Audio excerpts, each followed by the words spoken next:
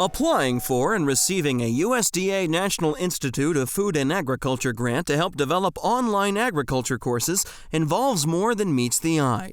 Dr. John Ricketts explains how he's using a $1 million NIFA grant to develop a series of online agriculture courses during a presentation to a Zoom meeting of the Memphis Agricultural Club in Memphis, Tennessee. A piece that I wanted to highlight was this piece here. This project is still ongoing. It's all about building a pipeline of these underserved students in agriculture.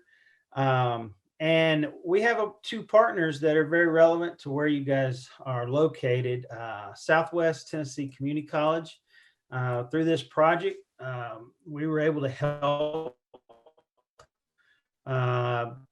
them get their ag program. This grants the instructor that they have there who's teaching some of the ag classes at Southwest, and we're developing articulation agreements with them. And then it also got us in the door at Bolton High School, right down the road from a lot of you. And Bolton, we're developing dual enrollment. It was dual credit, but this new project, we're turning it into dual enrollment with them. And then just because of our relationship, I think there's going to be some more opportunities with Shelby County in a little broader perspective. So there's some exciting things happening there because of the work a lot of you are probably doing. There's more exciting things happening than I ever planned for when we decided to reach out to Bolton and Southwest. So I'm just sort of riding the wave on that, but a lot of fun with it, to say the least.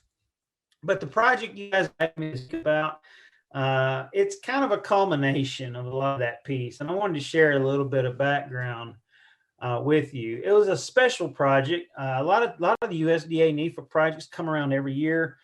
This one was a response project. There may be some subsequent funding, but it's really didn't exist, before this project. It's a 2-year project, which is unusual. A lot of them are 3 or more years, but they put some good money in it to have some big impacts.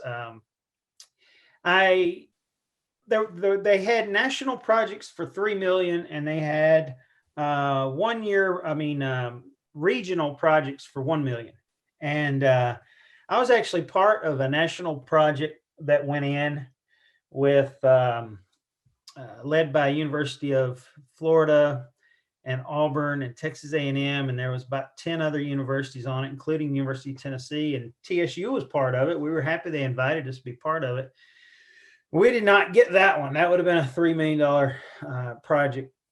But when they came to me, I was like, look, I got an idea here, because with this last grant that I mentioned, the last 2 grants with the virtual reality and 360, I'd started developing a lot of relationships with these software companies. And I'll explain to you those guys in a minute, but there's some people doing some amazing stuff in online instruction. And so I kind of had this idea, and one thing, I may have shot myself in the foot, or it may have helped us be successful, but I decided to go for a national project and to come in at the $1 million mark because, we're not Texas A&M. We're not UC Davis. We're a small school. So I wanted to get their attention. And so what we did is we built a national project for $1 million, and they bid. So maybe the project was good enough to get 3, and I shot myself in the foot, but the $1 million is the largest project I've ever managed by myself, and it keeps me going all day long, every day. So I couldn't imagine any larger project, to be honest.